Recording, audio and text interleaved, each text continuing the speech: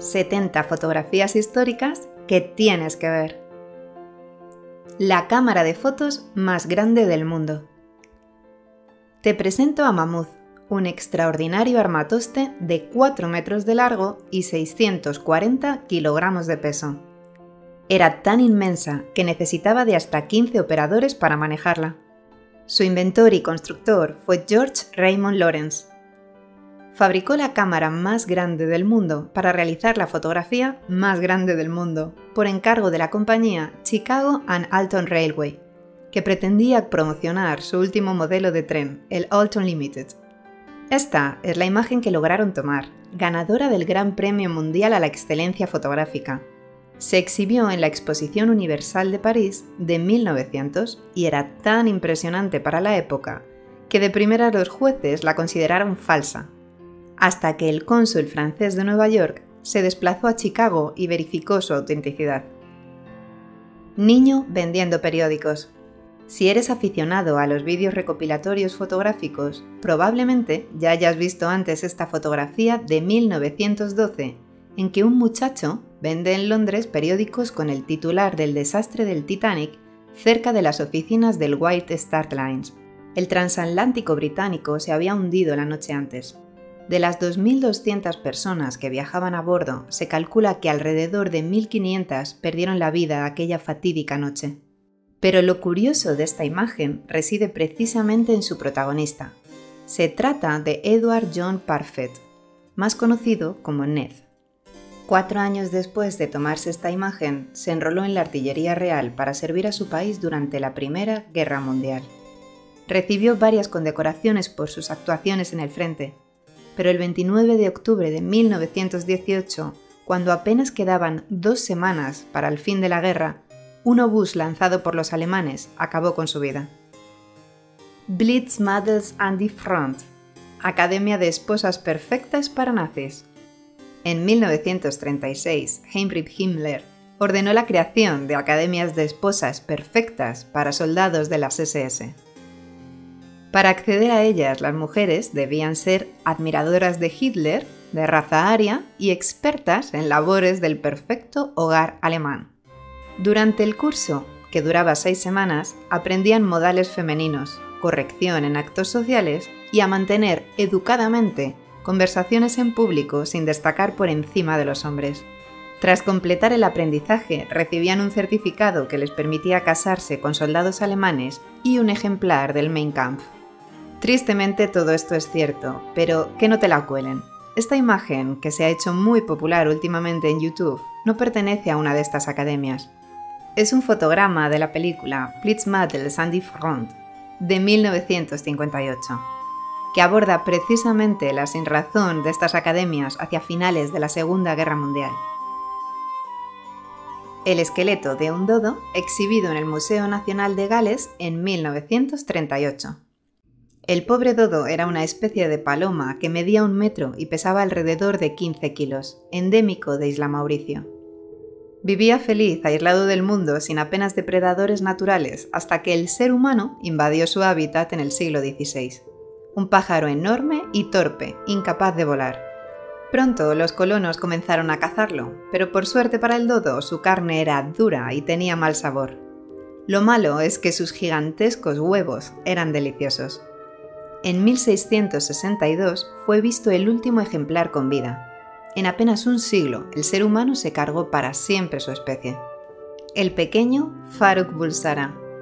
¿Quién será este niño de 6 años que posa sonriente en algún rincón de Zanzíbar en 1952? Te aseguro que lo sabes. Fíjate bien en su cara, piensa cómo sería con 33 años más.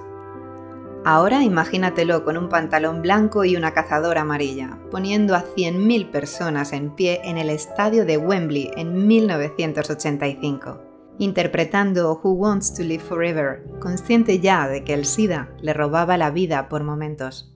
Claro que sí, hablamos del irrepetible Freddie Mercury.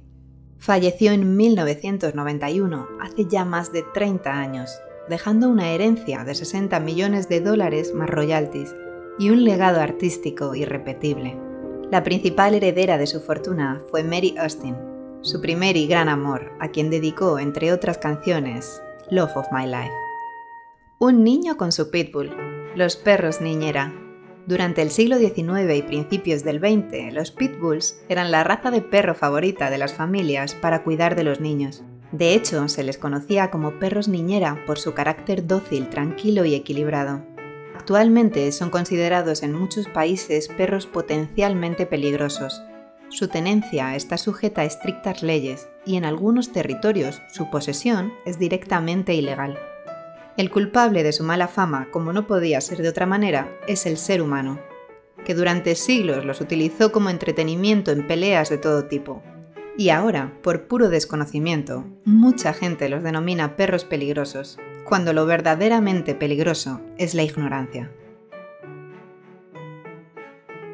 Este es Robert Wadlow, el hombre más alto del mundo. Nació el 22 de febrero de 1918 en Illinois, Estados Unidos, con unas medidas de lo más normales y 3,9 kilos de peso. Nadie imaginó entonces que Robert marcaría 1,83 m con tan solo 8 años, ni mucho menos que superaría los 2 metros de altura a los 13 años. Le apodaron el gigante amable por su buen carácter. Era aficionado a la fotografía y la música, pero a los 17 años tuvo que abandonar ambas pasiones porque el tamaño de sus manos le impedía practicarlas. En esta imagen podemos verle precisamente en esta época, en compañía de sus hermanos en 1935. Su crecimiento anómalo estaba provocado por una hipertrofia de la glándula pituitaria. Siendo aún muy joven, comenzó a padecer problemas de salud, dolores y pérdida de sensibilidad en las extremidades. Aunque nunca llegó a utilizar silla de ruedas, tuvo que recurrir a la ayuda de un bastón para poder desplazarse. En 1937 se convirtió en el hombre más alto del mundo con una estatura de 2,45 metros. Tras finalizar sus estudios de secundaria, se unió al circo de los hermanos Ringling. Por aquel entonces aún existían los freak shows. En su número circense interpretaba una escena de los viajes de Gulliver. Después fue contratado como reclamo publicitario por la empresa de calzado International Shoe Company. El hombre más alto del mundo tuvo una vida muy corta. Falleció a los 22 años mientras dormía y alcanzó una estatura total de 2,72 metros. 12 hombres transportaron el ataúd de 3 metros de largo y 1 tonelada de peso hasta la cripta donde ahora descansa, y se calcula que más de 30.000 personas acudieron a su funeral. En la actualidad, el hombre más alto del mundo, según el libro Guinness de los Récords, es el turco Sultan Kösen. Mide 2,51 metros. En esta imagen puedes verle junto al hombre más bajito del mundo, el nepalí Chandra Bahadur Dingy, que levanta poco más de 54 centímetros del suelo.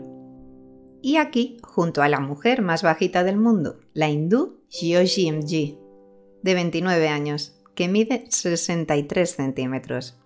Jyoti es conocida por su récord de estatura, pero también por su participación como actriz en la serie American Horror Story The Freak Show, interpretando a Ma Petit.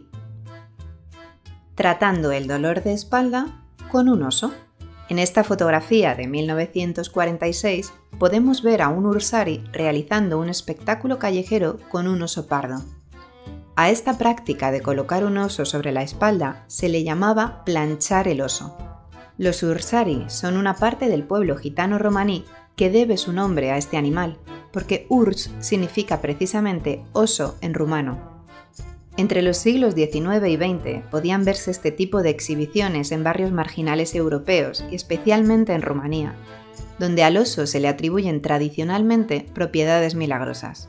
Los domadores hacían bailar a los osos al ritmo de panderetas, caminar sobre 2 patas y colocarse sobre la espalda de los espectadores, con el pretexto de curarles los dolores, ahuyentar a los malos espíritus o aumentar la fertilidad. Los animales eran capturados de la naturaleza siendo aún cachorros, los castraban y los sometían durante toda su vida para poder realizar con ellos sus espectáculos a cambio de dinero. Por desgracia, esta modalidad de explotación animal no es exclusiva de los ursari. Si miramos al pasado, raro es el país en que no podamos encontrar este tipo de vergüenzas del folclore popular. Por poner solo un ejemplo patrio, recuerdo que siendo niña me despertaba muchos fines de semana la música de un órgano que entraba por mi ventana. Me asomaba y podía ver a una familia gitana. Un chico joven se ocupaba de la música, un hombre mayor azuzaba a una cabra que se las apañaba para mantenerse en lo alto de una escalera. Una mujer cantaba y animaba a gritos a los vecinos para que tirasen monedas desde los balcones, y un par de niños en edad escolar recogían las monedas que iban cayendo. Con estos dos ejemplos en absoluto pretendo estigmatizar al pueblo gitano. La explotación animal es bochornosa, sea quien la practique y quien la fomente. Dos hermanos, una gran idea y una mala decisión. En 1937, Maurice y Richard, estos dos hermanos que estamos viendo en la imagen, comenzaron a vender un modesto menú de carne a la barbacoa en su food truck. Decidieron reinvertir los beneficios y ampliar el negocio, vendiendo exclusivamente los productos más exitosos de su etapa como food truckers. De modo que en 1940 abrieron su primer restaurante en plena Ruta 66 y lo llamaron McDonald's Famous Barbecue. Esta es la primera plantilla de trabajadores que tuvo el restaurante. Y este es el menú original, escueto y sencillo. Los clientes recibían su comida en apenas un minuto. En 1948 reformaron el local y lo rebautizaron como McDonald's Famous Hamburgers. La mascota original no era un payaso, sino un cocinero con cara de hamburguesa llamado Speedy, como alusión a la velocidad de su servicio. Los hermanos McDonald's habían inventado el concepto de comida rápida. Su negocio crecía como la espuma y el olor a éxito atrajo a un peculiar hombre de negocios llamado Ray Kroc. Kroc entró en la empresa como socio, impulsó la apertura de nuevas franquicias y en 1960 compró su parte de la empresa a los hermanos fundadores por $2,7 millones. A día de hoy, la compañía está valorada en $129.000 millones. En la década de los 60 se emitía con éxito por televisión el programa de Bozo el payaso. McDonald's comenzó a patrocinar el programa protagonizado por el actor Willard Scott. Y ante el éxito del personaje, la cadena de comida rápida decidió cambiar su aspecto colocando un vaso en su nariz y una bandeja en su cabeza a modo de sombrero. El cambio de imagen a lo que hoy día conocemos con la peluca roja y el resto de colores corporativos en su atuendo no se realizó hasta 1965. Ronald McDonald se convirtió en la mascota de restauración más famosa del mundo, hasta que en 2016 se volvieron virales las bromas macabras con payasos, y el imperio de las hamburguesas decidió limitar sus apariciones hasta hacerlo casi desaparecer. Vuelvo a incluir esta imagen que ya vimos en el primer recopilatorio de fotografías históricas, clase de educación sexual en una escuela exclusiva para mujeres en 1929. Insisto en ella porque gracias a la amabilidad de los suscriptores he podido saber que en realidad estamos viendo un fotograma de la película The Wild Party, que efectivamente corresponde a 1929. Lo único correcto era la fecha, y que la escena representa una clase de antropología. Hay tal cantidad de vídeos y páginas dando una información errónea sobre ella que incluso a mí me la colaron. The Wild Party es una especie de American Pie de los años 20 protagonizada por Clara Bow, la bellísima actriz que comenzó su carrera haciendo cine mudo y llegó a participar en Wings, el primer largometraje de la historia galardonado con un Oscar a Mejor Película. Fue una grandísima actriz y un icono sexual, tanto por su apariencia como por su personalidad descarada y atrevida. Enamoró a todos los galanes de la época, desde Gary Cooper a John Wayne, pero terminó casándose con el actor Rex Bell. Tras la muerte de su marido, fue diagnosticada de esquizofrenia y, en consecuencia, sometida a duros tratamientos, incluyendo el electroshock. La reina de la taquilla falleció en 1965 tras un ataque al corazón. Me ha parecido fundamental rebobinar y volver a esta imagen. En primer lugar, porque creo firmemente que los creadores de contenido, ya sea en YouTube o en cualquier otra plataforma, tenemos un compromiso con la veracidad del material que publicamos. En segundo lugar, porque la única forma de pararle los pies a los bulos y a las fake news es reconocerlos e identificarlos públicamente. Y por último, pero no menos importante, porque en la vida hay que realizar un ejercicio de humildad constante.